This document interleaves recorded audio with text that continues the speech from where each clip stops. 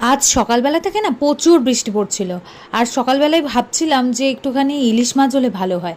মানে চারিদিকে এত ইলিশ মাছের খবর শুনছি কি বলবো।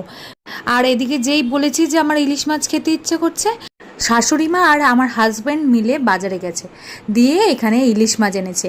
দুটো ইলিশ মাছ, আর একটা কেটে এনেছে, একটা গোটা এনেছে। এই যে ইলিশ মাছ দেখে আমাদের এই দুষ্টু দুটো কীরকম বদমাইশি করছে দেখতে পাচ্ছ। আর তাদের সাথে কিন্তু আমার হাজব্যান্ড খেলছে। আজকের কিন্তু ইলিশ মাছের মাথা দিয়ে পুঁই শাক দিয়ে আলু কুমড়ো বেগুন এগুলো সব দিয়ে হচ্ছে একটা ঘন্ট হবে। আর এই যে দেখতে পাচ্ছ শাশুড়ি মা রান্না করছে, এটা কি করছে বলো তো? ইলিশ মাছের ঝাল, সর্ষের ঝাল। তো এদিকে দুপুরবেলা হয়ে গেছে, আর দুপুরবেলা দেখো স্নান করে খেতেও বসে পড়েছি। আজকের যেটা রান্না হয়েছে সেটাই পাতে নিয়ে নিয়েছি। আর ইলিশ মাছটা এতটাই নরম ছিল আর এত সুস্বাদু ছিল যে কি বলবো।